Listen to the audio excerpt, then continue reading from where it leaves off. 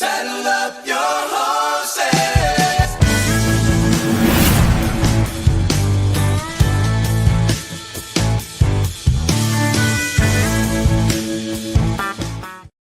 Saddle up your horses. That's right. We got a podcast to stream. What's up, everybody? It is another episode of the Mainly Broncos podcast. We are excited because, you know, the Broncos are the number one seed in the AFC. I will say, though, and we did an episode last week.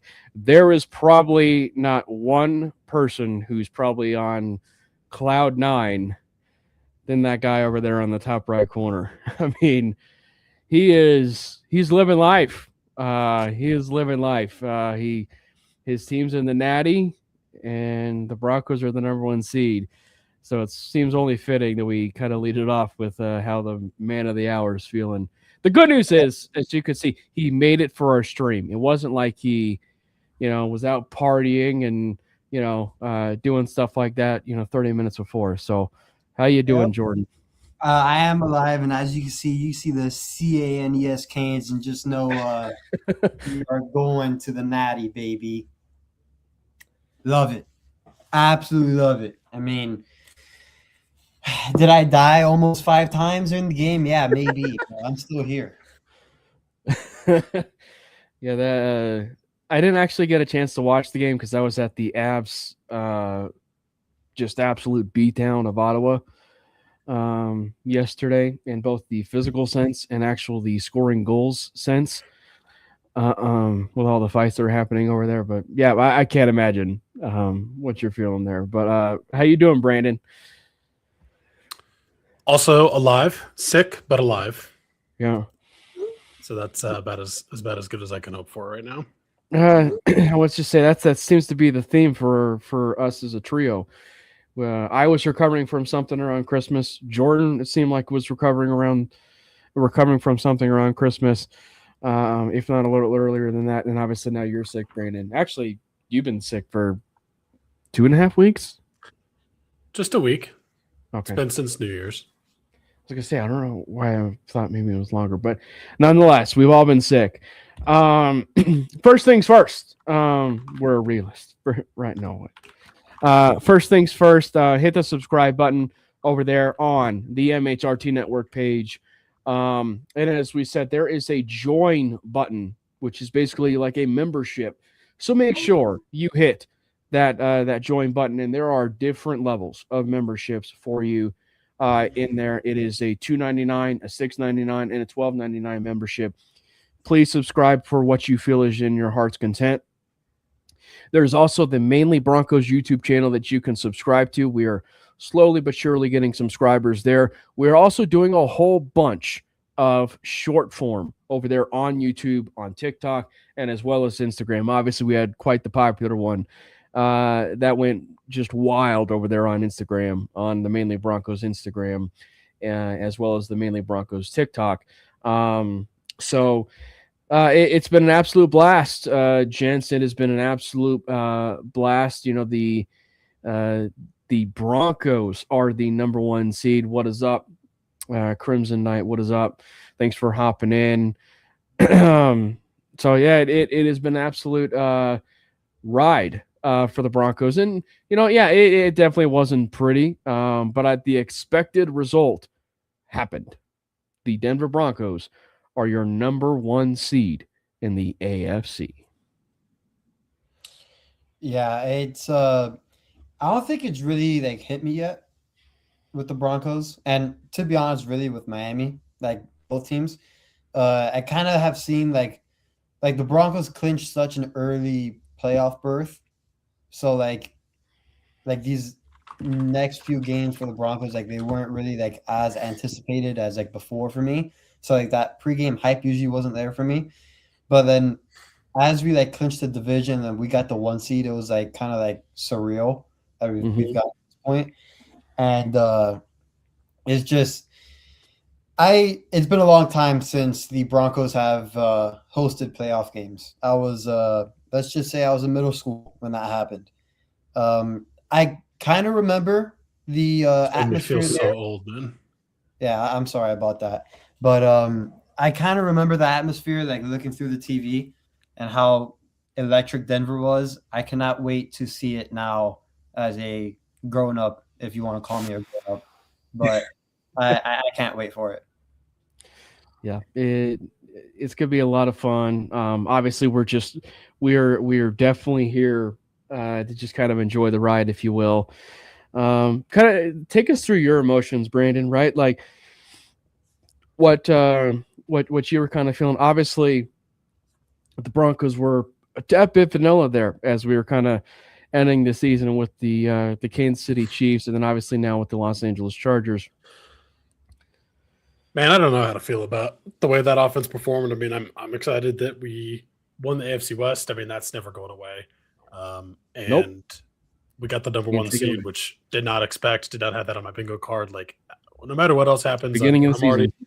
going to call this season a success. But it is concerning a little bit to see what that offense looked like for both of those games against obviously backups. Like, you would think I don't know obviously what the game plan going into that was, but you would think if you're going against backups that you can at least sort of blow them out, right? I mean, like I'm not expecting like a beat down, like what the Bills did to the Jets last week, which Right. let me recap that score: 35-8. I'm not saying you have to do that, but I mean, you would expect it to be better than it was. So I don't know how to feel. I mean, I'm happy that I'm one seed. I'm happy we won the division. I don't know if it was just like the way that the game plan was called, which definitely could have been a potential kind of, I don't want to say vanilla, but just like Yep. make it as simple as possible. Like get out to that lead, especially against the Chargers. It's like you get out to that lead and just kind of try to coast from there, which I don't know. You can argue if that was like a good game plan or not. Maybe it's better to get some momentum going with like successful offensive drives going into the playoffs, because I don't think we had a single touchdown that entire game besides like offensively. So that's not great. No. Yeah. Yeah, I mean, we'll see what happens. I think the number one thing that I'm going to be really curious to see, depending on, I mean, obviously no matter who we play, but in general, it's like we got to get some kind of run game going, some semblance of a run game, because that's not looked hot. Oh man, I did not know that Jordan hacked into the Mainly Broncos YouTube account, and Whoa. What's that doing there? I don't know what is doing there, Jordan. I don't know. Somebody commented that, and I would like to let that guy know that you're a good man. Well, apparently it is the Mainly Broncos YouTube channel. Oh, so Brandon, thank you. I mean, we support you supporting us. I got you, man. Yeah, it is the Sleeper Broncos account through Mainly. So yeah, and obviously, Big Mike, we'll definitely talk about some of the. I think that's John Elway's burner, actually. We'll definitely talk about some of the coaching news. If there's anything that's like I would just say it's a downer, but also expected, it would be the coaching staff news this week or bittersweet probably is the best way to say it. So we'll definitely talk about some of that coaching staff news that happened this week. But we don't need to delve too much into that Chargers Broncos game, other than, because it was so vanilla. Let's just start with some of the positives, from that game. And I will say, and just might as well just lead it off with the game balls, if you will.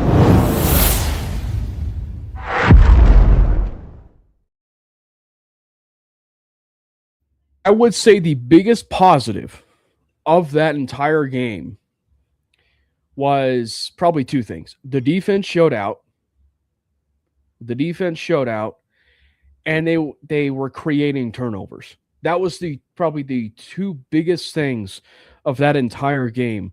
Obviously, the turnover margin has been something anemic regarding that defense and creating turnovers and turnover margin and everything for that team. So to at least have a game like that before they go play the teams in the playoffs is at least a good sign. Like that is a good sign to have for a game to kind of get you in the right frame of mind before you go into the playoffs. I don't know whether that's going to be a trend. I hope it's a trend, but that was a good game to have just to get the mind right as you're getting into the playoffs. So first things first, from the defensive perspective, it seems like from start to finish, they had one heck of a game, and they were getting turnovers on top of it.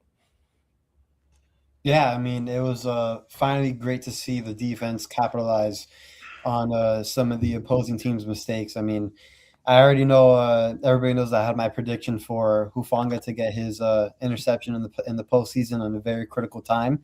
But it was nice to see the others step up and get some plays made, because ultimately in the postseason, if you want to not be one and done, your defense needs to create turnovers. And I think this defense is good enough. We just haven't seen it consistently in the regular season. So at least end of the season. Yeah. So to end the regular season, it was good to leave off on that note, and hopefully it now carries into the postseason. I mean, if we can somehow get the positive regression going for the turnovers in the playoffs, I'm going to be real happy about that, because it's been kind of concerning based on how well the defense was playing. Obviously, the first half of the year, we kind of hit that same weird bye week lull that we had last year, where out of the bye week it just kind of falls apart in every way possible, which might have been. And then the offense ticks up a little bit too. And the way that he just calls the game, and just maybe there's a pattern that teams pick up on. I don't know, but you want to see more takeaways, and especially going against backups, you want to see more takeaways and more turnovers that the defense is able to force. So that's something I'm going to be looking forward to as well in the playoffs, and hopefully we continue that going, continue that momentum going into the playoffs. But I think, again, if we can have that positive regression hit at the right time, that could be huge. But yeah, I mean, I think to me the biggest kind of game ball that I would want to give is just to J Mac for that obviously pick six that he had. Great play by him. Just continues to be one of the most underrated corners and slot corners in the league. So good for him. But yeah, I mean, I think I would have hoped to see more from the offense in that game. It's funny because it seems to be like one or the other shows up. Either the offense shows up, or the defense shows up, and the offense started showing up a lot, and the defense was phoning it in, and then you kind of see the opposite. So you got to have both those pieces come together. Specifically, we have a week to figure it out because we have the bye, but we got to get that. We got to get that sorted out. Specifically from like the end of season perspective, because we talked about it, like the end of season, that offense for the Broncos was kind of taken off a little bit when the defense was kind of dropping down a little bit. So yeah, if we're able to get that complete game that we relatively got in that second half of that Packers game, yeah, they're going to be a legit tough team to beat, whether they were on the road or home. So yeah, they're going to be a pretty difficult team in general. Yeah, I just think that one of the things we talked about, Jordan, last week was obviously we let off with the simple one that is very obvious, which was Trey Lance is a better quarterback than Chris Olajuwon. Like he is a better quarterback than him. Obviously, we know that the history. He was a top 5 pick. Drafted by the San Francisco 49ers. It clearly didn't pan out, but he was a top 5 pick, right? Like, he was projected to be the franchise quarterback for the San Francisco 49ers. It definitely did not work out to, what he had hoped. And he's kind of, jumped around to different franchises, good enough franchises where you kind of seen maybe somewhat of a little bit more of a honed in development, but, at this point also too with that career, it kind of also is what it is. And one of the things we talked about was the cage rush, the cage rush for getting to a quarterback and specifically getting to a quarterback of a mobile quarterback. And for the most part in that game, the Broncos did a phenomenal job with that cage rush to get to the quarterback. And frankly, this is a really interesting game because JFM, John Franklin Myers, was inactive. So this is a glimpse possibly into the future of 2026 this year. in this upcoming season, if you will, in 2026, of what can be without JFM. So that was a really nice little thing to see with the Wazirike stepping up for him. Yeah, Wazirike actually was a bit. Actually, I would give him a game ball. Like I was thinking about it. I'm gonna give Wazirike. He stepped up. I don't think he didn't like play down to the competition because like at the end of the day, the Chargers' offensive line is down bad. So, but again, I thought he stepped up and he showed some promising tape out there. And maybe you never know in the postseason we may need him for a snap or two, and he could probably make a game changing play. You never know. But I thought he played well.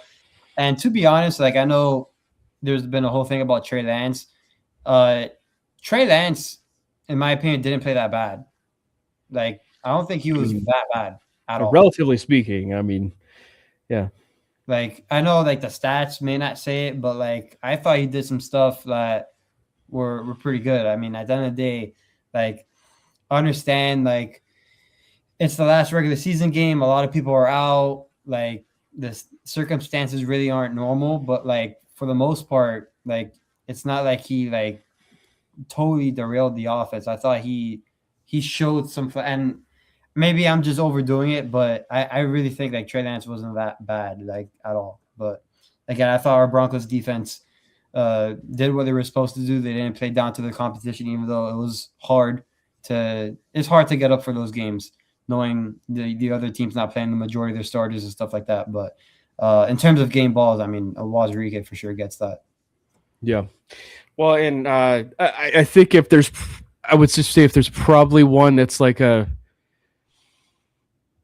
kink in the defense that we saw was probably a kink in the sense of the regular season when it comes to mobile quarterbacks a little bit. Brandon was like when they were there and they were trying to like bring down a quarterback, it seemed like the Broncos kind of struggled a little bit of bringing down Trey Lance. And that's to Trey Lance's credit, by the way. And that just goes to show like his size and how big he is, the frame and everything. And so to his credit, to what Jordan was saying, I don't think he did play all that bad. Because like they had him a few times like dead to rights. And then he shook out of it. You're muted, Brandon. I don't remember. Yeah, I was trying to get to the yeah, you're good. button. I think it was Benito that just like completely whiffed a sack. I think it was third down too, and just like had him absolutely cornered and didn't wrap up at all. Just like kind of phoned it in terms of his technique and actually getting a hold of the guy. And Trey just got out of it pretty easily. So that was infuriating to watch for sure. Cam, sorry to interrupt, but the first play of the game in this Oregon-Indiana game, I heard. Yeah, I mean, wow. And those of us that didn't hear, would you like to illuminate me? Dante Moore dropped back to pass on the very first play of the game and threw a pick six. Love that. Yeah, that is. I love that for him. That is something. So with that being said, I'll say this from the Indiana and Oregon perspective, from the Broncos and Chargers perspective too. If there is one thing that I think kind of like haunts me to a degree in the sense of like why I don't want the Broncos and Chargers matchup to be a thing in the divisional round, I hate the idea of playing a team a second, like from college football perspective, it's playing a team a second time. From the divisional round and playoff round, you're playing the Chargers a third time around. Yeah. Right. And I would hate to play a team a third time around. I just, and that goes with any team, like whether we were going to be playing the Chiefs a third time around in the playoffs, whether we would be playing the Raiders, God, heaven forbid they actually made the playoffs this year, but just even the Chargers, I think that when you look at it from the standpoint of like facing a team a third time, that is such a hard thing to overcome sometimes as a team. because specific to like the games are going to be far more chaotic at that standpoint as well. I mean, I think that's just the downside of the AFC West. It's just the division's too good, man. It's going to happen. Yep, I agree with that. I'm a big believer in that you don't want to face a team. Again, in this case for NFL, it's the third time. In college football, it's the second time. And I mean, uniquely enough, there's times that you can even play a team a third time because if you meet them in the conference championship, you may meet them in the college football playoff. But and I actually unfortunately dealt with that my high school senior season for basketball, where I played this high school twice in the regular season, beat them by 40 and then by 20, and then in the playoffs, district championship game, lost by 5. It is a real thing. Well, I mean, I speak this obviously as, a Nebraska fan, but like Nebraska had that happen when they played Washington. I want to say it was 1 year, and they played Washington. They beat the crap out of Washington. And this was back when Jake Locker was the quarterback. Jake Locker, Tennessee Titans legend, Jake Locker. And I think that like the what was crazy to this conversation was like then they faced Washington again in the bowl game and they got smoked. So it was like the complete opposite. And everybody was just all talking about this whole idea of like, I don't like the idea to be facing a team a second time, specifically from the standpoint we killed them the first time. So you just, and given the bowl preparation itself, yeah, it was all lending itself to the idea just how rough it is to face a team a second, face a team a third time, specifically from the division side of things. And I guess on top of this too, Brandon, and we can even continue the conversation probably to the Chargers' credit of a reason why I don't want to face them a third time is Jesse Minter's a madman. Like, get that man out of the division, please. Because I think he will be. I would hope so. But like, we're going to have to maybe play him again first. But given the fact that he had backups, like the Chargers were intentionally playing backups, that he was intentionally coaching them up and playing them and coaching them up and playing to the best of their ability in a meaningless game for them. They were playing out of their mind. That defensive line, frankly, was the reason why it was a close game after all between the Chargers and Broncos. Yeah, I mean, that's going to be truly a test if we end up having to play them again. The one thing that I will say is I hesitate to know how they get past the Patriots going to Foxborough. Not that the Patriots have proven to be world beaters in terms of beating teams with a winning record. In this case, I think they'll have one. They have a single team, or single victory over team with a winning record. But I don't think, like you talk about, a lot of the times you'll hear people talk about like a lack of a running game being the playoff killer. Like you don't want to go into the playoffs and not have a consistent running game, and that's going to drown you. And unfortunately, that is kind of the situation we're facing in Denver. But I can't imagine that having one of the worst and most banged up offensive lines in the league is not for the Chargers. For the Chargers is not worse. Yeah. Like that's got to be the absolute pinnacle of like, you can't have that going into the playoffs. And that's what the Chargers are working with, unfortunately. So I don't know how they can get it done with that just MacGyver duct taped together line that they have without Justin Herbert getting killed. So, I don't think that we will play them again. I could be wrong though, because he's been kind of doing it all year. But hopefully we don't have to face the demon. I think if you're I agree. If you're a picking man, you're probably going New England. Yeah, I agree. Yeah. I'll just quickly say that I don't expect to play them, but like at this point, I never dealt a hardball that team. And I know you guys just said it, but with the amount of injuries they've had, and they're still in this position, and it's pretty frightening. I'm not gonna lie. I don't know, man. I doubted the Ravens all year. Yeah.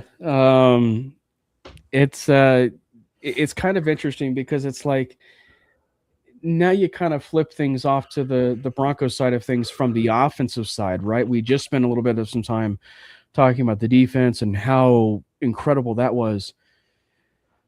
This is where I feel like Sean kind of contradicted himself today. Like, I don't know if you've been kind of following himself in the pressers and stuff like that. And he came out and basically said the offense has sucked the last 2 weeks. And I mean, he's not wrong, right? Like, he's not wrong. The offense has sucked the last 2 weeks.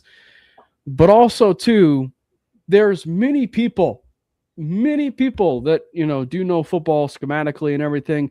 Tim Jenkins specifically, he's a friend of the program. He's a friend of Mainly Broncos.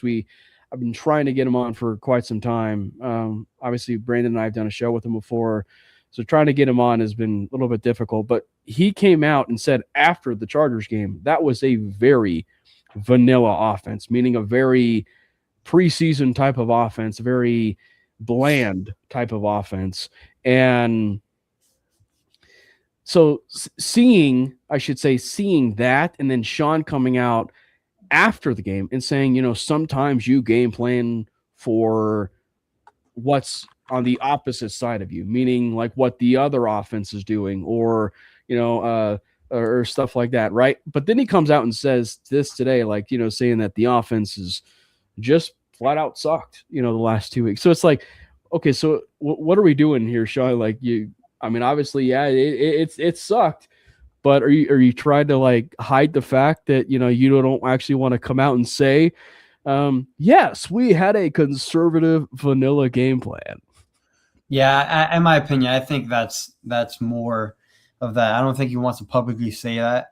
And I know we'll get into it now, but I understand the frustration at the time of how the offense was operating and stuff like that.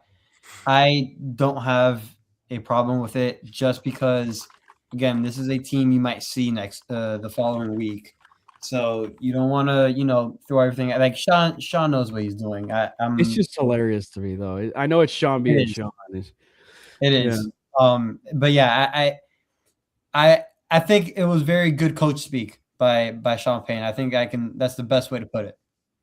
Yeah. I mean, I do think like there is something to be said for, hey, they might be playing them again in 2 weeks, and they don't want to give away too much. Definitely, I didn't think about Jesse that. Shout out Seegers, who which like definitely valid.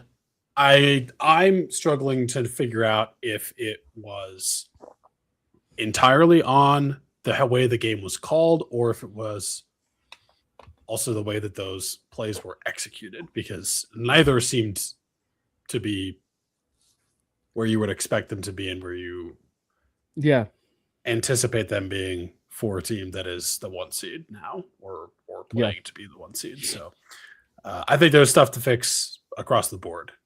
But do I think that that's going to be the game plan moving forward? No.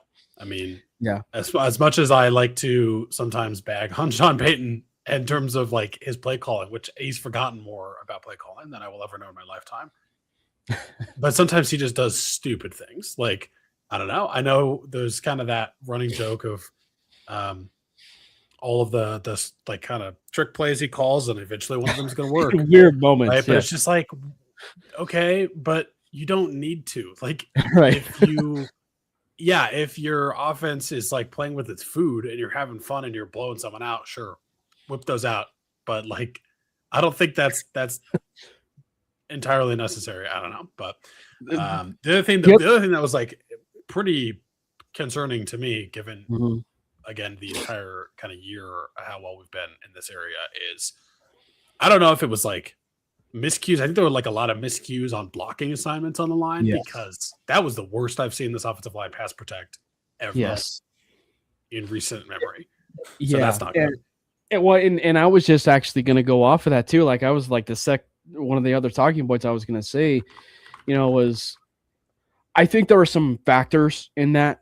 Like, I'm not trying to make it seem like I'm trying to prop up an offensive line performance that was quite anemic and as you put it, like the worst that we've ever seen. But I will say I think that there were some key moments that may have knocked it out of rhythm altogether, right? And both of those, if you will, were quite concerning as as Bronco fans. The first was when Alex Forsythe went down with an injury. Oh my gosh, dude. The moment he went down with an That's injury, my mind. the run game did lose itself. Like the run game lost itself.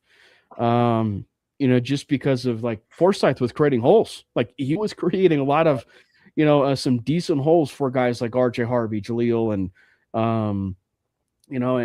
and stuff. And then they put Sam Mustipher in, who's a veteran, but he hasn't exactly had all that time. At least this year, he had some time last year. For people that don't know, he was here last year, with the Denver Broncos, who the Broncos, ironically enough, signed from the Chargers. That the week leading up to this game this last Thursday. But he comes in, and it's downright awful at that center position. Then I think what took the wind out of the sails of the entire offensive line was the moment Garrett Bowles went down, and it was a concerning injury. Yes, like that was a concerning injury. I wasn't sure whether he popped his Achilles, or it was some like just very bad high ankle sprain. So I probably speak for everybody. Like that was really scary. And then obviously he comes back, and then, he played, but it didn't change the fact that that offensive line was just, it was actually almost like Jesse Minter looked at that and just said, they're injured. Let's sweep the leg on this. Let's just go, go, go, go, go.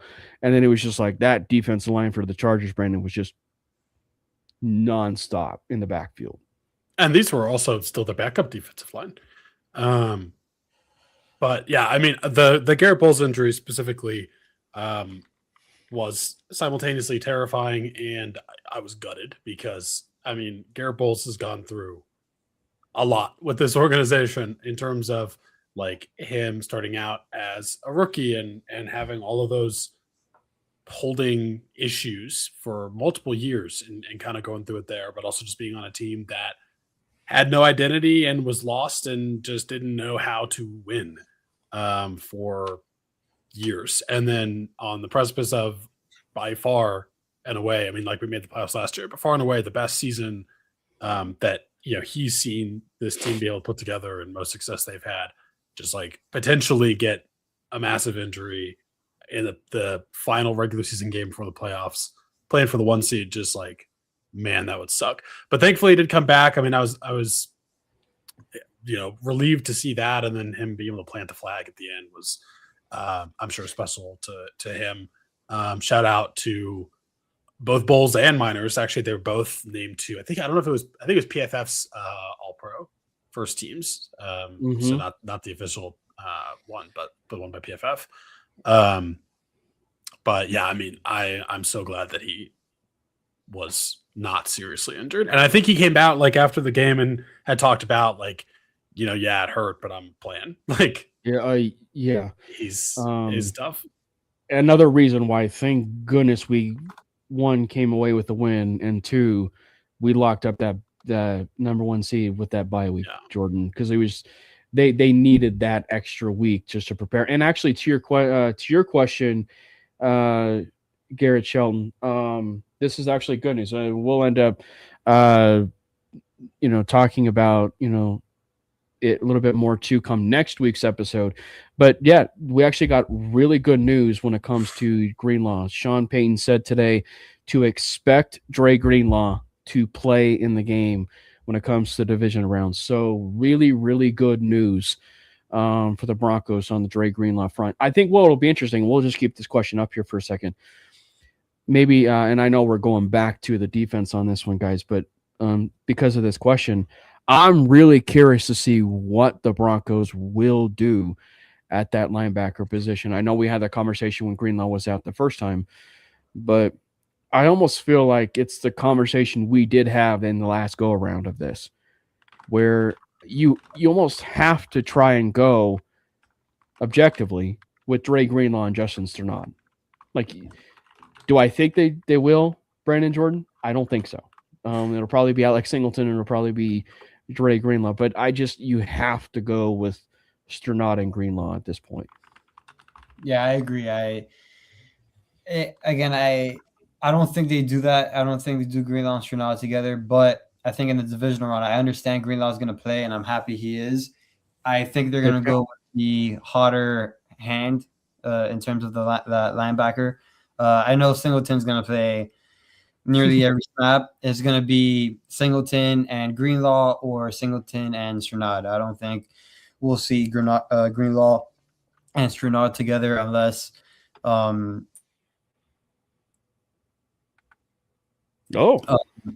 am divisional round. I'm glad that John Franklin Myers will be back for the divisional round. Mm-hmm. And then just mentioning it now, did see that J.K. Dobbins is close to returning. Whatever that means. Sean did not. Yeah, Sean did not close the door on whether or not it was divisional or whether or not it was championship, but he did say it was close. So yeah, it's going to be interesting. And what'd you say, Brandon? Yeah, I don't really know what approach they're going to take there. I think obviously you got to try to get Dre Greenlaw back to his old self and kind of how he's been playing since he came back from that initial injury. And he's looked good, but I do worry a little bit just about the linebacker spot in general. Like that seems to be still a weakness of this team, even with obviously Greenlaw.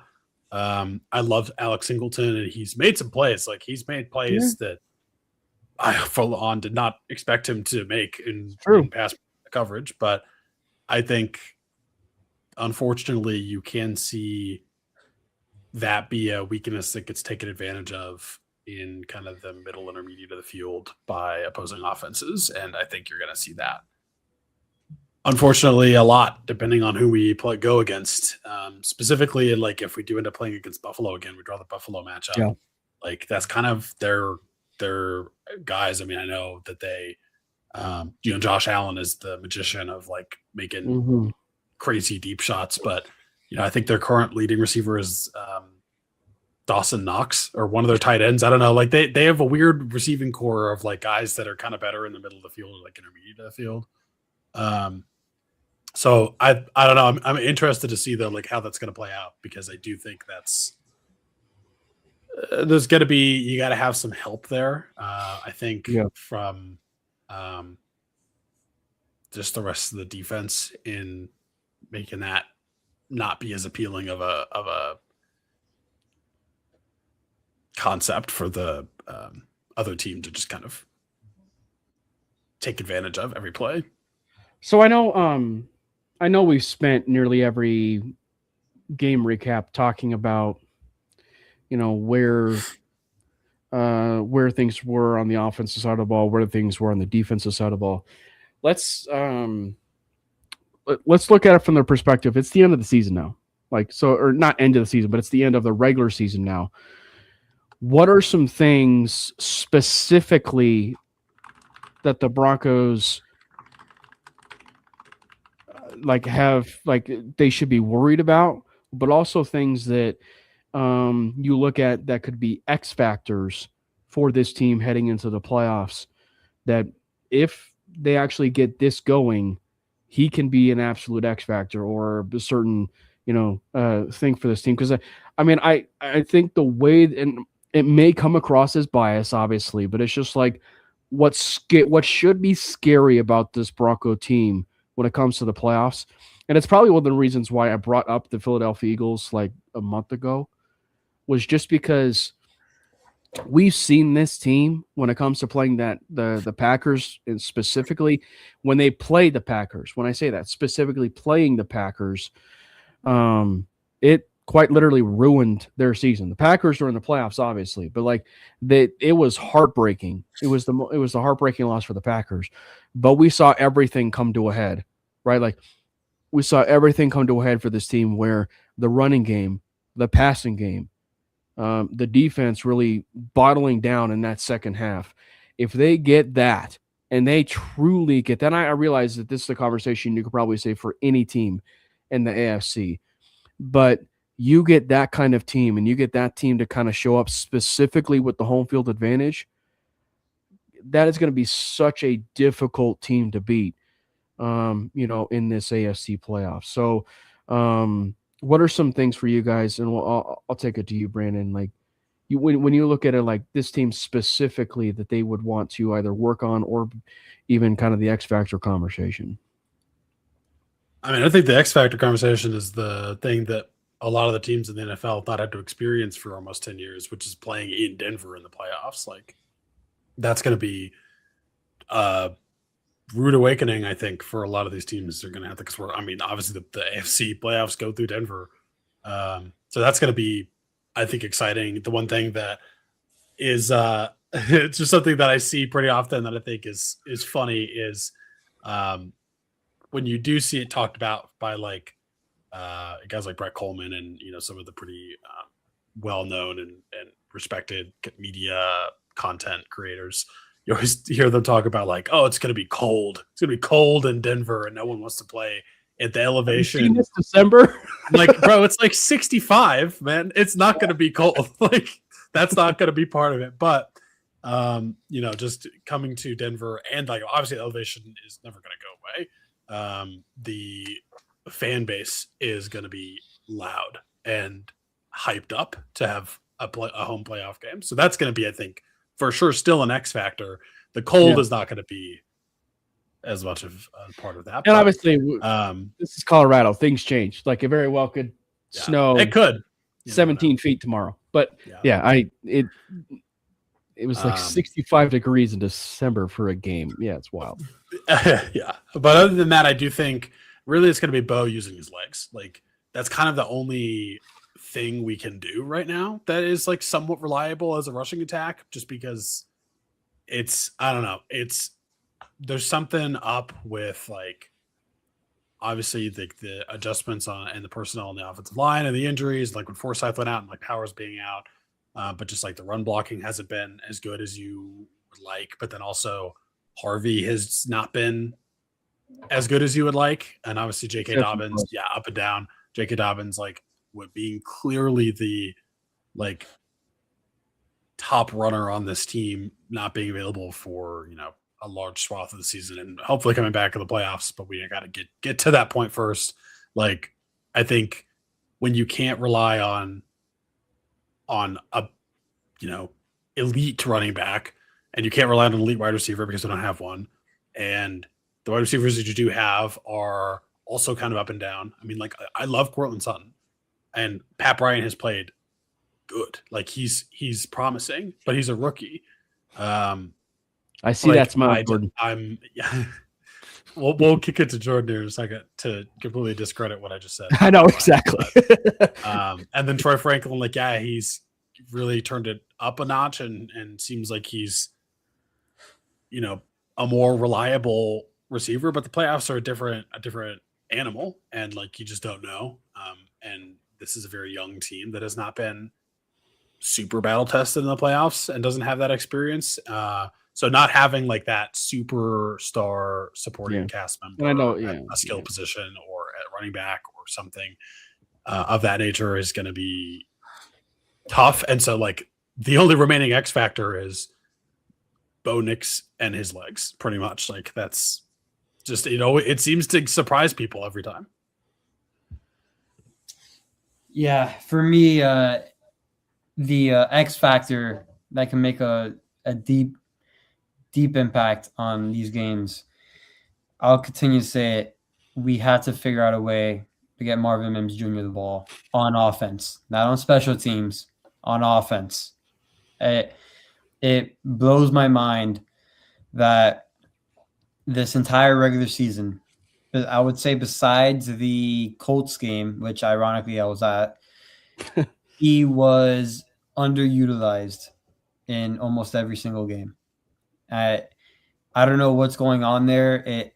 I know I've seen explanations of he needs to understand this, and that. And I've seen him in the past make plays, aka last year in big moments. He needs to be a big part of this run. He just does. I know he needs to do better with route running if that's the excuse or if other things, right? But you just got to get the ball in his hands and try not to always make it on screenplays, even though I know that's his favorite way to get him the ball. But at that point, it becomes way too predictable. He can run routes down the field. We've seen it before. It's not like he's a little kid and he doesn't know what anything means. I would have his routes go down the field. I would try to get him the ball because if we can have a Marvin Mims Jr. where we got like in the Indianapolis Colts game or the Bengals game last year or or a few other games last year where he really balled out, I think this offense changes a bit and it changes for the better, especially in the passing attack. So I would just say that Marvin Mims Jr. has to be a big part of what we do offensively. Well, here at mainly, I do regret to inform you, Omar Cooper just scored on a wide receiver handoff in this game, which means he's now locked in as our 2026 first round pick in the draft because we all know that's Sean Payton's favorite thing to do is run a jet sweep with a wide receiver. So you might get your wish, Jordan, because Marvin Mims is going to relegate duties to Omar. We'll see. I was going to say, well, here at Mainly Broncos, we like to break rules. So I have two. I have two, and I will stick it to 2 words for one. And it's kind of a cop-out answer in a sense because it could involve everybody. But I got 2 words. Red zone. They got to get better at the red zone. I think if there is one thing, like from a whole season perspective for this team, is that they've clearly shown, whether it's been up-tempo or however they do move the ball, they are a pretty solid team despite not having any stars, at their playmaker spots. They have shown that they are good in terms of moving the ball between the 20s, right? Like they're good in terms of like putting it between the 20s. It's just how can they be a consistent team inside that 20, inside the red zone, and how can they really put points up on the board, right? Because points will always win you games when it comes to that red zone, right? And so I think that, specific to, and whether it was vanilla, conservative, et cetera, whatever, the last 2 games specifically were very rough showings when it came to that red zone. They would move the football down and it would do nothing but result in the field goal. They can't have that. In the postseason and the playoffs, they can't have that. Now, I think there's a devil's advocate to that, which is, you're going to have ugly games in the playoffs. Like you're going to have some games like that, right? Like you're going to have some games like that. So you absolutely have to do your best to, to stop the other opponent and, have opportunities like that. So, but red zone specifically is one of the biggest things. And I think that a lot of that in terms of how it can help is Bo Nix's legs, utilizing Marvin Mims. And then the other one is one where it leads into the second point that I was going to say that frankly should be an X factor. Evan Ingram. Evan Ingram needs to be an X factor. Yes. For this team. Yes, he has been underwhelming for a season, but still he's still had roughly around 500 yards as a tight end. And if you were actually looking statistically for a tight end season on average, I'd say that's probably the average tight end year. But for Evan Ingram and for probably what they brought him in, yardage-wise, may not be what exactly they expected. But I think when you look at it from the standpoint of what he can give this offense, what we've seen with this offense on boom or bust plays, he can really change things dynamically for the defense. Because the moment that you allow him to be a joker, because right, like Sean Payton talked about it himself, you can have multiple jokers on this team. RJ Harvey, Evan Ingram could potentially be those types of guys based on how he described it positionally. You give me some opportunities where Evan Ingram is in space, and he's got a one-on-one matchup with some linebackers because of the matchup nightmare that can possibly present. I wonder so much as, are we saving Marvin Mims for the playoffs? I think that is a conversation.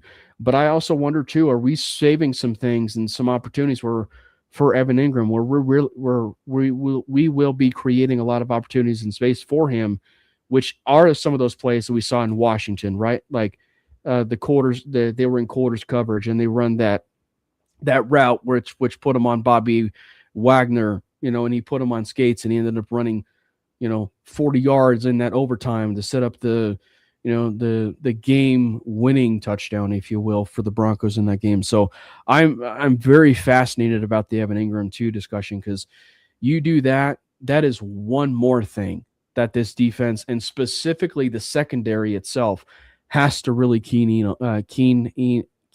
in on. Can't talk. As a defense.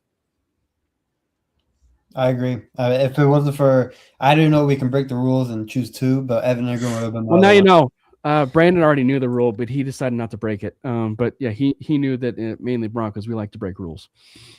I only think we have one X factor because I don't think Evan Ingram has been good enough to be our X factor. I'll be honest.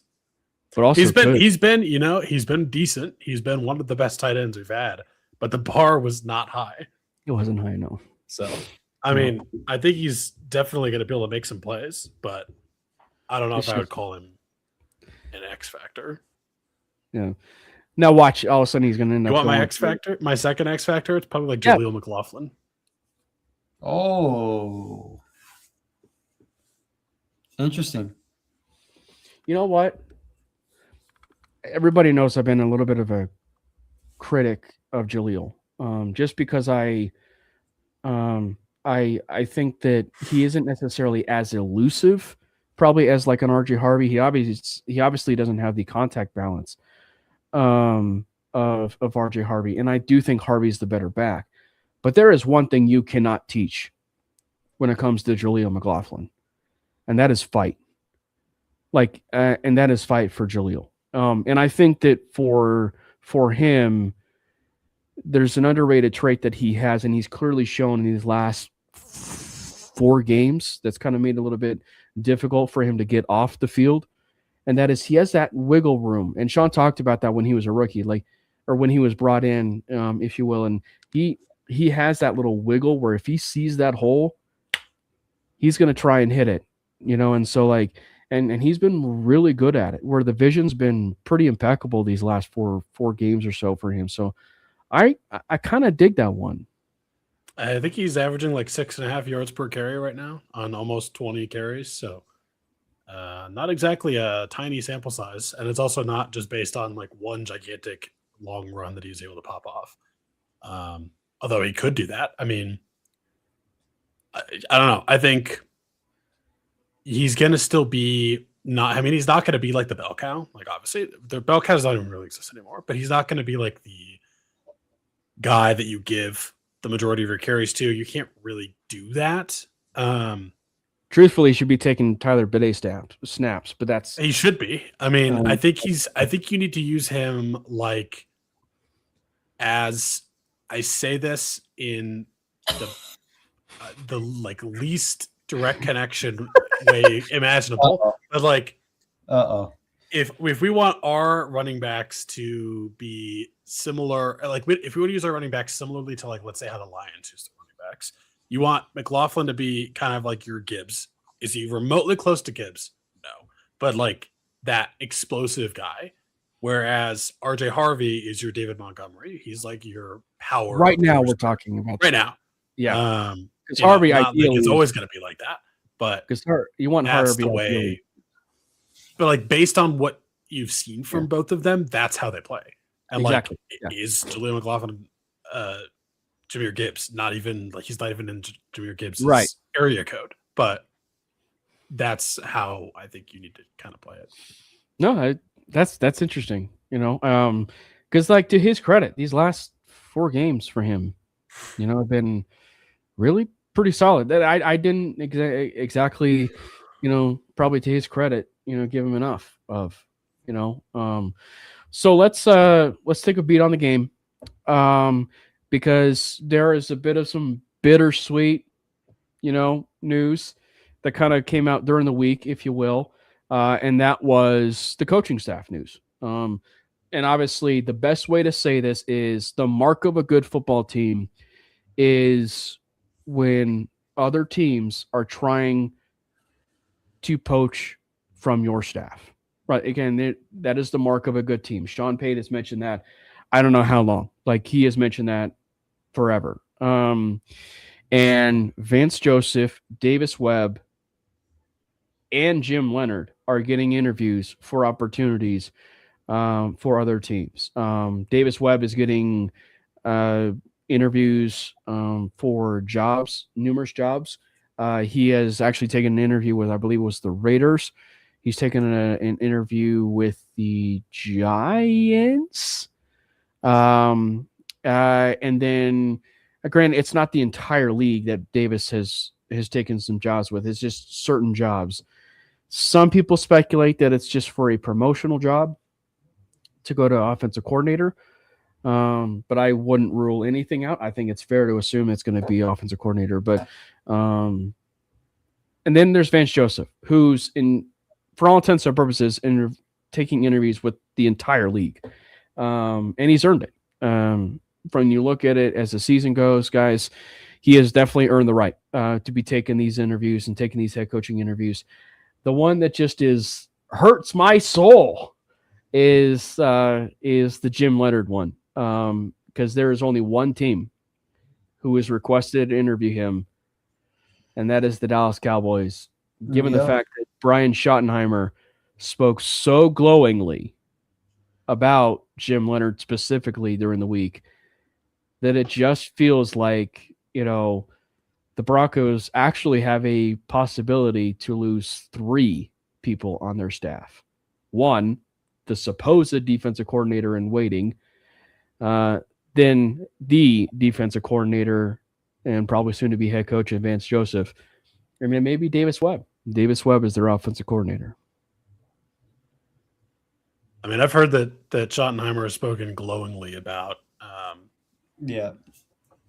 the potential of Jim Leonard as his defensive coordinator, which is terrifying. My timeline.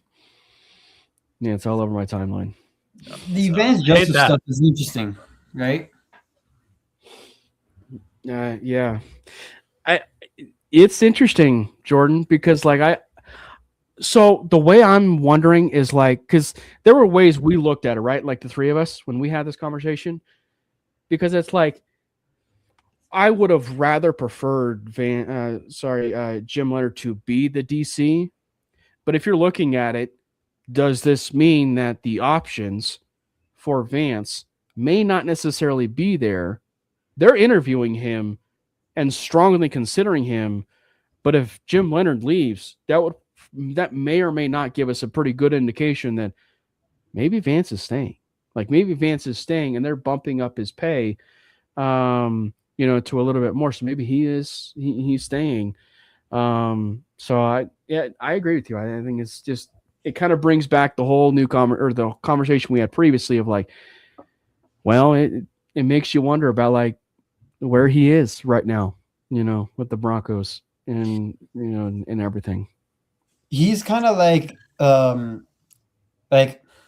I'm going to compare him to him, but they're also different at the same time. He's sort of like the Eric Bieniemy in terms of everybody wanted in the media for Bieniemy to get a head coaching job. But when you actually look within the details, Bieniemy was never a good interview, and that has been detailed and noted. With Vance Joseph, the media is glowingly, they talk glowingly about him. People think he's going to be a head coach. But instead of interviewing poorly how Bieniemy does, Vance Joseph, he interviews well. People like Vance Joseph, around league circles, he's really good. So I'll be very, very surprised if he doesn't get picked up. But at the same time, I guess I won't, because I don't know what team is going to pull that trigger on Vance Joseph. I don't know. It's just weird. Brandon? I don't know what to think about the Vance Joseph thing. I mean, part of me like wanted him to get a head coaching job Mhm. just because of the unfortunate now trend that we've seen of after the bye week, his defenses kind of fall apart, and I just don't get it. I do think there, unfortunately, is a strong possibility that we lose both of them. I just think that like Vance is probably going to get a head coaching job, and I think Jim Leonard is going to be told that he will be the next defensive coordinator for us. But it's up to him on if he wants to be our defensive coordinator or if he wants to go somewhere else. I can't imagine that we didn't tell him when we hired him that he was like our heir apparent. But you never know. I mean,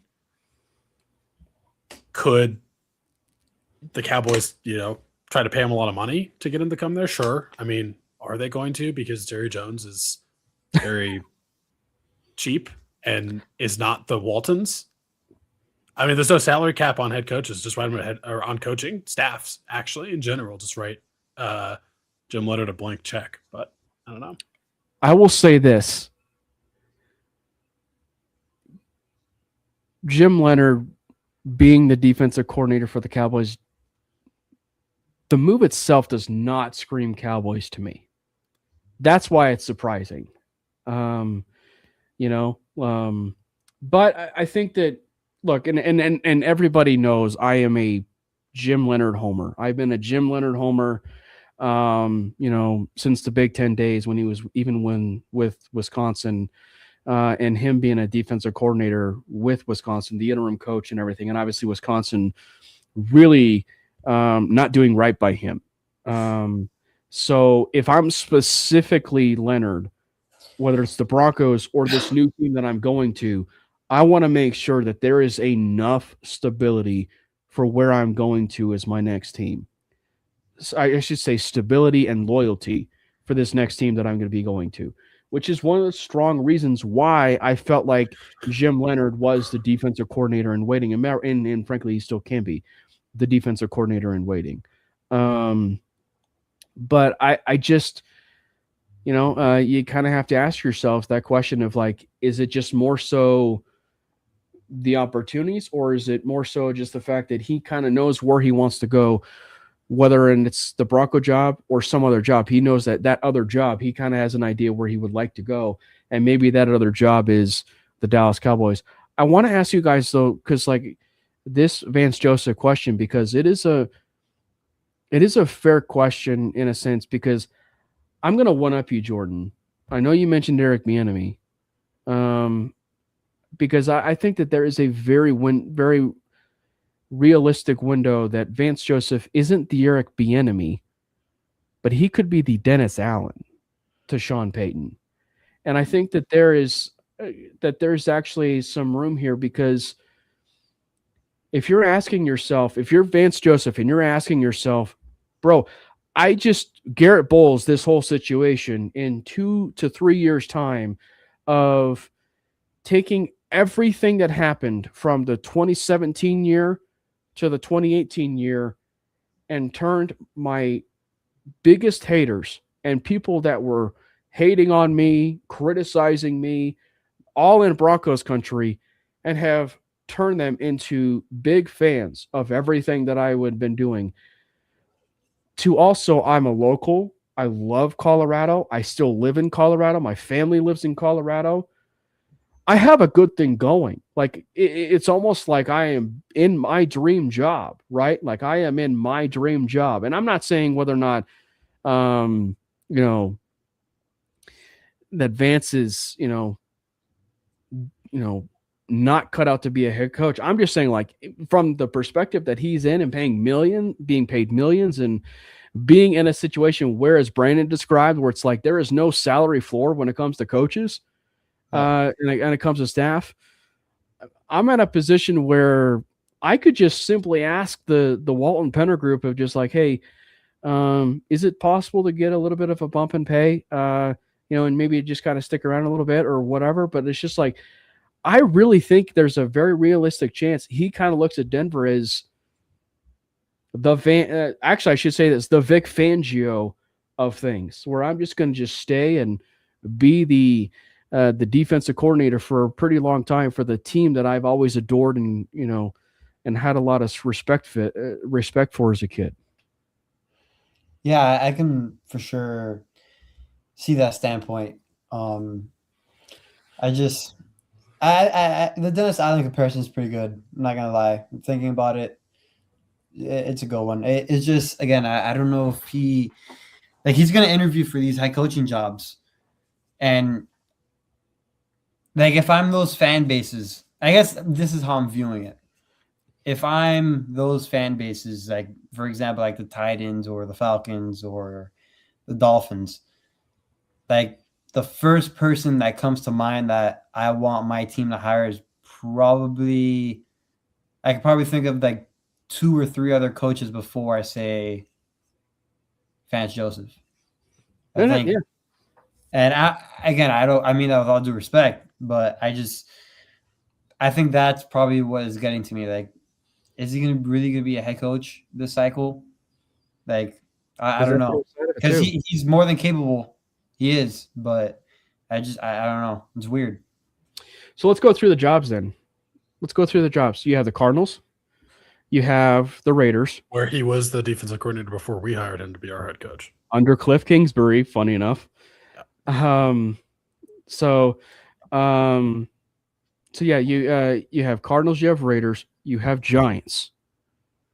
You have Titans. The Titans and Giants were probably the 2 teams that have the leg up on everybody, based on their probably whole interview process. So and then you have which can actually real quick, let me just say this.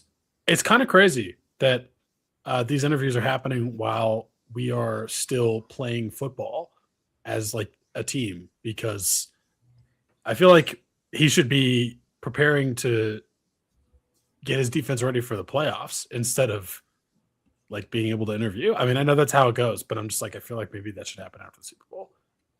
Nothing I could do about it, and that's been the way it's been. But I haven't really thought about it until like we're now in this situation, and I know it's a bye week, but I'm like, damn.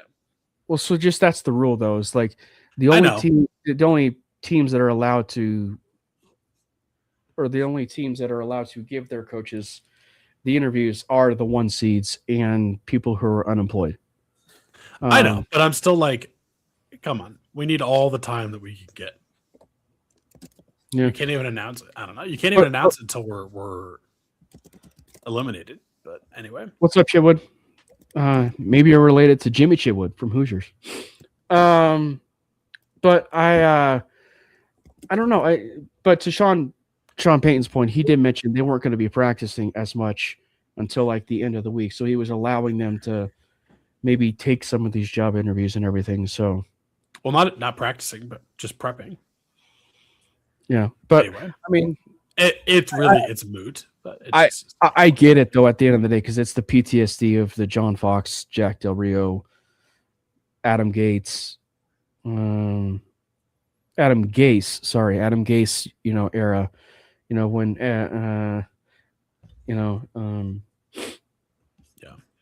so I definitely get it. But yeah, so you have the Raiders, you have the Cardinals, you have the Titans, you have the Giants, the Miami Dolphins now, Jordan. The Miami Dolphins are they did in fact move on from Mike McDaniel. The Baltimore Ravens was one of the biggest shockers. They actually pulled the plug on John Harbaugh. That feels like it's been kind of peaking in that direction, maybe the last couple of years. Maybe with some of the strife happening between John Harbaugh and Lamar Jackson, thus basically choosing Lamar Jackson over John Harbaugh. And then you have, I'm drawing a blank on some of the other teams. Help me out here, boys. That have requested to interview him, or no, that head coaching jobs. You said 7 teams. Or we have 8? We have 8.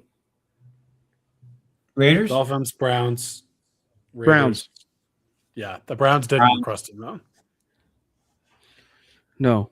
I'm just saying, I'm just listing the teams that, like, that have head coaching openings. Yeah, I mean, Like when you so my question though that I was Yeah, just go kind of that I was just kind of leading off with was just there we go. Dolphins, Ravens, Giants, Titans, Falcons, Cardinals, Browns, and Raiders, with obvious GM openings until today. The Dolphins and Falcons, because the Dolphins hired the VP. The Dolphins hired the VP of the or assistant to the VP from the Green Bay Packers. But when you look at that, guy that they hired a general manager, but when you look at that though, you're ranking some of these jobs, and because we were having that Vance Joseph conversation, and it's just the head coaching thing in this, in a nutshell. What would you say is like the most attractive job? I mean, you want to automatically say that it's Baltimore. I feel like that's probably still true. Like the funny thing is, like the number one opening and the number one candidate were both from, like, the number one opening is Baltimore, and the number one candidate is the guy that they fired, which is just funny. But I think the only thing that's like weird with why I'm like, I don't know if I want to list the Ravens is like, yeah, they're by far and away the number one opening. I mean, like, yes, Lamar Jackson. Okay. He's amazing. But two things. He's been really up and down this year, has had a lot of availability issues. Also, there was like a quote that came out that was talking about how the candidate they want is someone who can like invigorate Lamar and like reach and invigorate Lamar Jackson, which is like, that's interesting. And also their defense has been bad. So I don't know. That's kind of interesting, but I do still think like they're up there in the sense of like what the kind of most appealing positions are. I do think like the Giants are pretty high as well. I mean, it's funny to say a New York team is a attractive head coaching opportunity because it's just neither of them have been for like ever. Right. But Jackson Dart looked pretty good. Cam Scatterboo also looked really good. The biggest issue, honestly, with both of them is like health, and the way that they play is not good for their health. It's not. Just, I always love the reels that I see. Yeah, I always love the reels. Yeah, did you see the one of Cam Scatterboo like slamming his head into? I think that was like from high school or something. Yeah, or college. I mean, he had a helmet on, but he literally is standing at a brick wall, just slamming his head in the brick wall like crazy, dude. Yeah, he's one of one. But like they've both been good. They have a very high pick. They have Malik Neighbors, who obviously, like is coming off of the ACL tear, but he's looked really good. Abdul Carter. They've like probably one of the best defensive lines of football. Like I think that's a pretty attractive opening as well. I'd say I'm between one of those two. It's either the Ravens or the Giants as like the number one. And I want to say the Ravens, but there's just some weird things about it that I don't know. Jordan, there's one that you can't say, but sadly, I'm just telling you can't say because for one, you already talked about your Miami Hurricanes at the top of the show, so you can't talk about this other, one that's open. It's funny enough. Who was it? Was it Todd McShay? Oh yeah, it was Todd McShay. He was talking with some GMs, and they mentioned Cam Ward in the same tier as the young superstar quarterbacks right now in the league. And Todd was like, "Really?" He was like, "Yeah, everybody in the league thinks like he's really good." It's unfortunate because I know a Titans fan, and like their owner is just not it. And he's been running that organization to the ground as of late, and that would be a very desirable job in my opinion, but the ownership is bad. It's just right now it doesn't look great, but it's a place where if a very, very experienced head coach and get what he wants out of ownership and can get alignment from the top down, I think that can be a very, very, very, very good place. I mean, you never know what's going to happen in the AFC South year in and year out. You have no idea. I mean, it looks like the Texans were going to be the division winner year in and year out. And they last 2 years, they haven't looked great at all. The Jaguars now look really good. Who knows what they're going to be next year? The Colts look like the best team in the league at one point this year, and then they lost like 6 in a row. So Traded 2 first-round picks for Sauce Gardner. yeah, so you just don't know what you're going to get from that division year in and year out. Who then got injured? Yeah. Daniel Jones got injured. So I think Tennessee would be a great job. It's just you need alignment. It's the biggest thing in sports.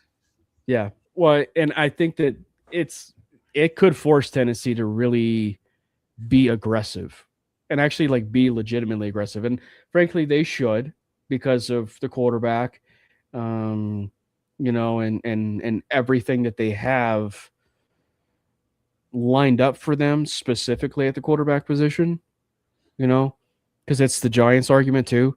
As long as you've hit on your what supposedly is your franchise quarterback, it's one of the biggest things you have going for you. And so I am, I didn't mention this to you, Brandon, but Jordan knows it's like, if it was me and the Titans, I would do everything. I would do everything in my power if I was the Titans to try and close the gap as much as I can by bringing in a veteran-minded coach. And the first name that comes to mind for Tennessee is Kevin Stefanski. It's like one of the number one names in my mind for the Titans job. The Falcons are just a little bit interesting, and I have to throw a name out there just because he didn't interview with the job with the Falcons because of a certain reason. And now the general manager is gone. The CEO is gone. Obviously, it seems like Matt Ryan might be stepping into a bit of the John Elway type role. We'll be curious to see how that works out. But I say the Falcons just from the GM perspective, because how many times we've seen sometimes like coaches come in and it's imperative that they have the general manager and head coach pairing correct, right? For the Broncos' sake, they kind of lucked into the idea that they had an unbelievable draft evaluator in George Payton, and then they brought in a terrific ownership group, and then on top of that so it's a different way to look at it. But when you can mesh your GM and your head coach together in one, it's a pretty decent chance that you'll be on not butting heads, but you'll be on a pretty good path as far as philosophy. And at times, it also hasn't worked out, right? Like the Raiders specifically didn't exactly work out for them. So that's why I'm kind of like looking at the Falcons jobs, just because it's interesting. It's hard not to, dismiss the Ravens, right? The Ravens are number one, right? Like as far as, and I think if I'm Vance Joseph, I'm looking at all these jobs. I don't know if I want nearly every single one of these jobs except for maybe one. And that's the Baltimore job. I would love Vance in Baltimore. I mean, he's obviously, as we know, he's the ultimate player's coach, right? Like he is the ultimate player's coach. And just from the standpoint and the part that, when you look at it from him bringing in possibly an offensive mind, and if he does bring Davis Webb with him, oh man, Davis Webb with Vance Joseph in Baltimore. I'm curious. And so the name I was going to roll out to, I didn't get a chance to say it for Atlanta, is Bill Belichick.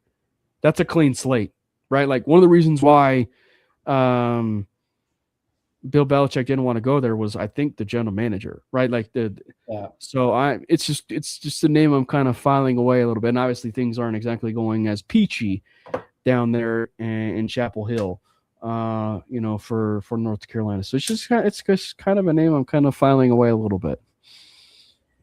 Yeah, I think the Falcons, though, I'm not gonna lie, just from the stuff that I heard from Lombardi and stuff like that when he was talking about it at first on his podcast, seems like that bridge is, I think, burned just because of how they went behind the scenes with some certain stuff. Terry Fontenot he didn't want Bill, so he was trying to convince the owner to not hire him because he knew if Bill was hired that Bill would fire Terry, because obviously Terry Fontenot, as all he does is draft playmakers, but you need to win in the trenches. But God forbid we fix that. Yeah, I just think that whole relationship with the Falcons is done with Bill. Even though I would love it because Bill with those playmakers on offense and then fixing up that defense would be really good. Yeah. So it's just gonna be a fun thing to watch as far as this head coaching cycle, and of course, from the Broncos side of things, how great Bring me Bijan Robinson. Sorry, that's all I have to say about the Falcons. Bring me Bijan or Drake Robinson. London or Drake London. But I was just gonna say though, it's just like, and how great does it feel that of those 8 teams, the Denver Broncos aren't one of them. We have the quarterback, we have the head coach, we have the ownership group. We are the number 1 seed in the AFC. Just a great feeling. Speaking of that, of the playoff, let's kind of take a look at some of these playoff games, and maybe from a Broncos perspective. Too. What is the most exciting game that you guys are most looking forward to? And then from a Broncos side of things, what is the matchup you guys will hate the least? And then hate the most?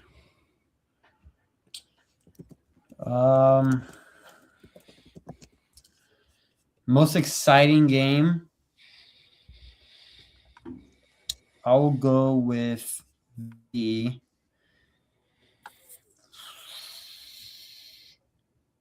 I would say the 49ers and Eagles. I know that's NFC, but I think just overall in the playoffs. It's all playoffs. Yeah. The team I want to face, if I were the Broncos, oh man, it's tough. I know I would be contradicting myself, but I wouldn't mind facing the Chargers. I wouldn't, just because how banged up they are. And I think if Sean Payton were to game plan correctly and really throw out everything, I think we can put a good beating on them. I just don't like the idea of playing a team 3 times whatsoever. The Bills are interesting.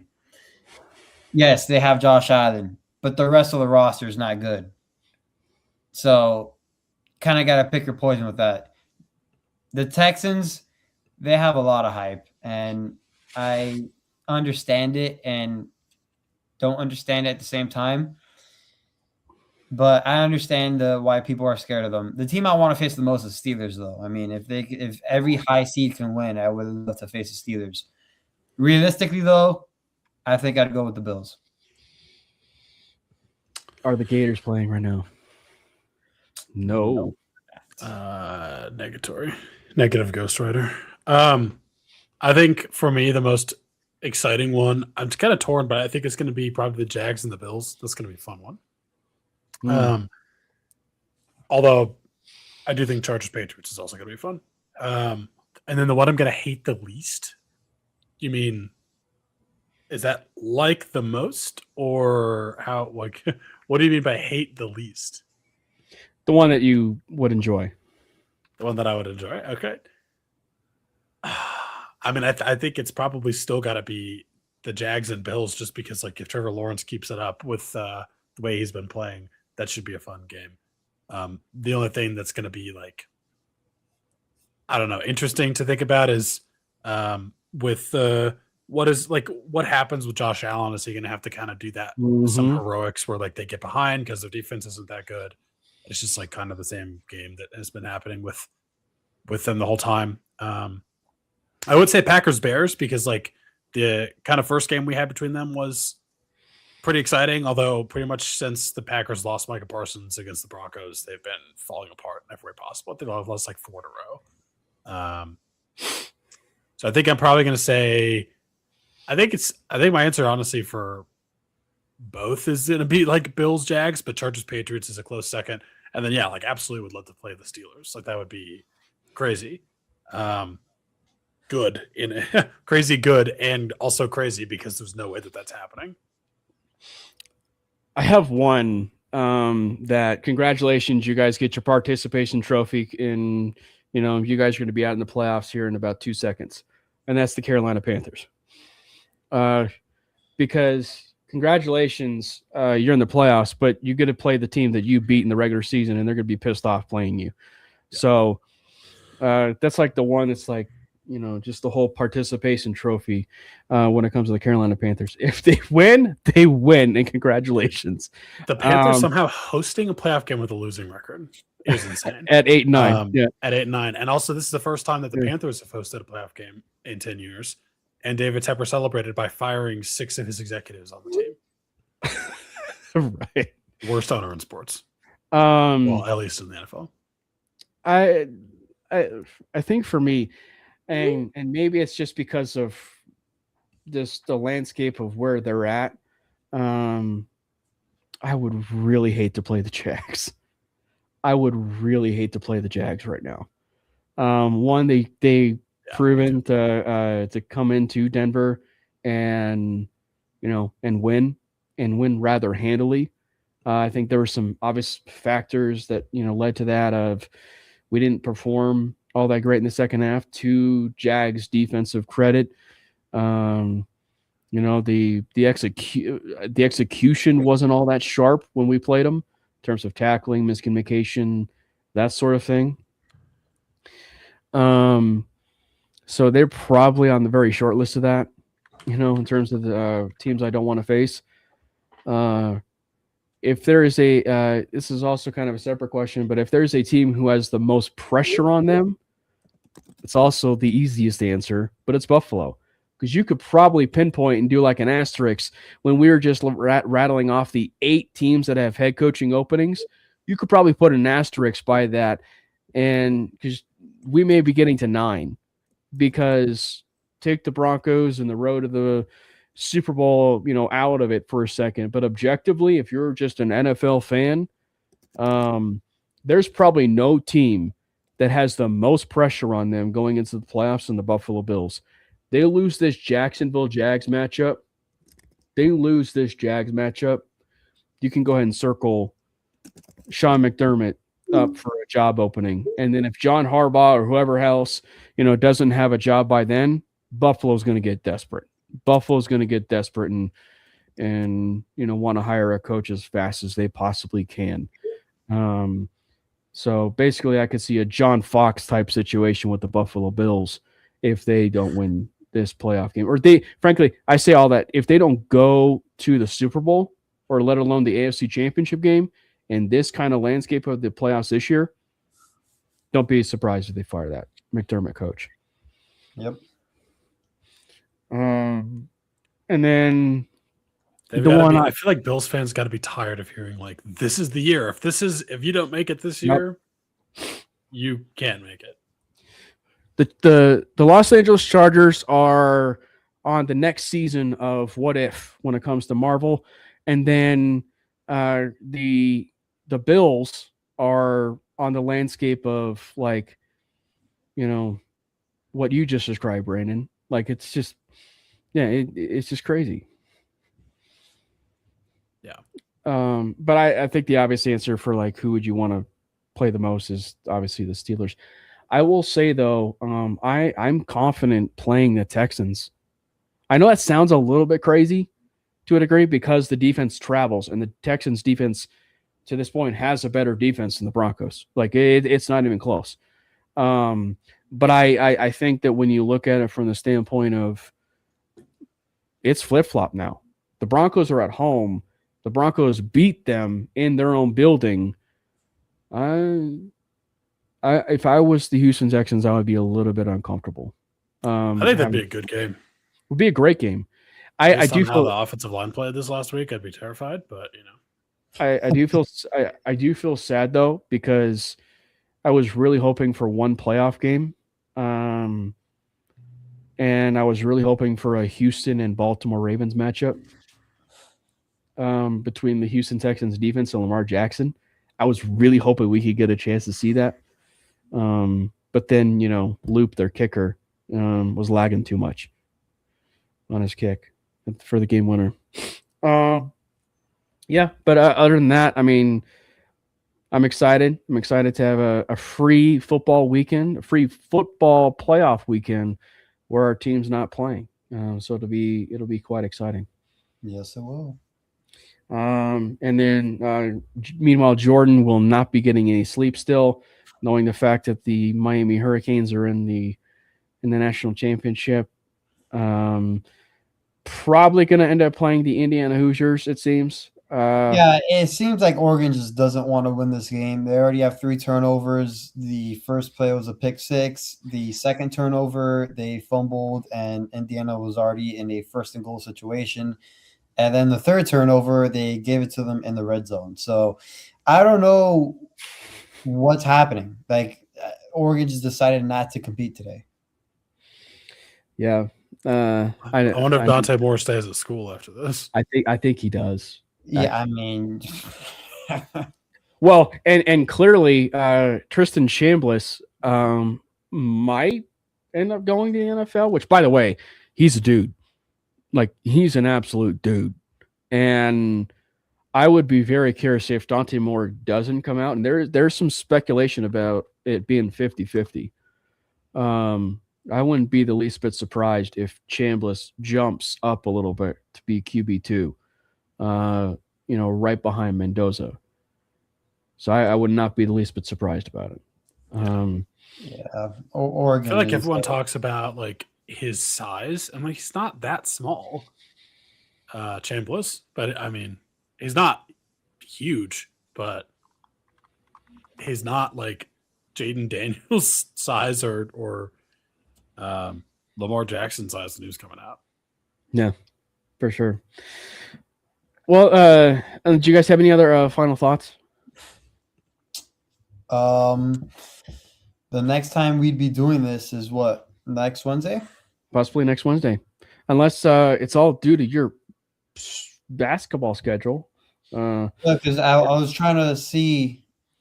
Okay, so I will be on camera one more time before the national championship because I don't know what would happen to me. So. But I would love to thank this man and this man only for being my Lord and Savior. So. Is he really related to Jesus Christ? Yeah. No. Is he really related to Kadarius? No, I don't think so, and I hope not. But yeah, I don't think so. Well, I was gonna say, if he was related to Kadarius Toney, he basically, like the scene in Space Jam, held out a football and gave him everything of his talent. If that was true, Yeah. Catch was absurd. He is absurd. If we win the whole thing, I would have I already have his name up on the stadium, like with like Ray Lewis and like all of our greats. I would already have it up there. By the way, Jordan, I am going to be drafting him in our fantasy league, so just letting you know. Yeah, with the amount of draft capital I'll send somebody for him, I would probably destroy the league. Like, I would just trade all of my draft capital and just ruin my only. I would gladly go 0-15 and just to have him on my team. So wait, what about you, Jordan? Are you in? No, you're not in the one that Cameron and I are in now. The one that I won. I might invite him though. I don't know if he's down for an auto draft league, but no, the other one, the non-auto draft one. I'm in the Aaron's Jeopardy fan club one. Well, no, that one too, but the one that Cam. Which, by the way, Bobby. I won. Just saying. Oh.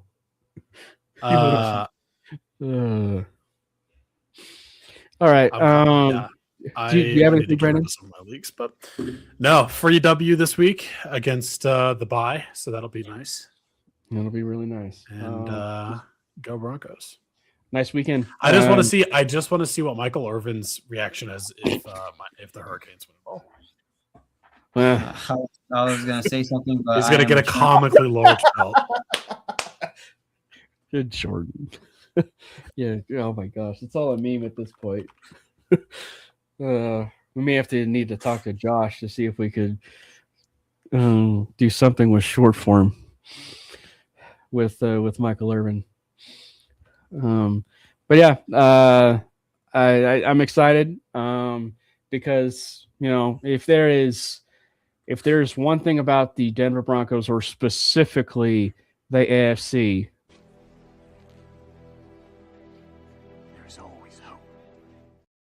there is always hope. There is always hope for the Broncos and the AFC. It's been a blast. Make sure you hit the subscribe button. For the MHRT Network page. And we mentioned it above, but there was a join feature. There's a join feature, which is almost like a membership feature. There's a $2.99 subscription, $6.99 subscription, and a $12.99 subscription. Entirely up to you. There's really no pressure. You sign up for what it is that you guys feel like, and then and then there's also a Mainly Broncos YouTube channel. I'll have to check and see whether or not they are doing memberships for that YouTube channel as well, or if we have just a few more things we need to unlock for that to happen. We do a bunch of short form. That's over there on TikTok, over there on Instagram. That's mostly where we are most popular, is the TikTok and Instagram. So make sure you follow those. And obviously the boys. Support the boys, right? So make sure you follow us over there on X, on Twitter. Follow Jordan and his obnoxious takes over there at Jordan T. Lopez. Follow Brandon when he posts every 15 days. Make sure you follow him at Brandon Miller PO. And as we clearly have stated, they are not related. I know basketball season is going on, but Brandon Miller of Mainly Broncos is not related to Brandon Miller, the NBA basketball player. Thankfully, those seem to have stopped. Allegedly. I may have just ignited 50%. Let it be known that I am white and not that tall. Don't make that amount of money. And also follow me as well at Cameron Parker PO. Follow the MHRT Network, Twitter handle as well. Mainly Broncos at Mainly Broncos. Shout out to again the new member Rudy, who just joined over there for the MHRT Network. Thank you guys, it has been an absolute blast. And until next time. Let's go Broncos! God bless Bo Nix! Fast lane when I pass in the street, bag of money in the passenger seat. Tempo's been asking for me on the road from the west to the east. Way up, I might never come down, cause the coast's racking up the flame out.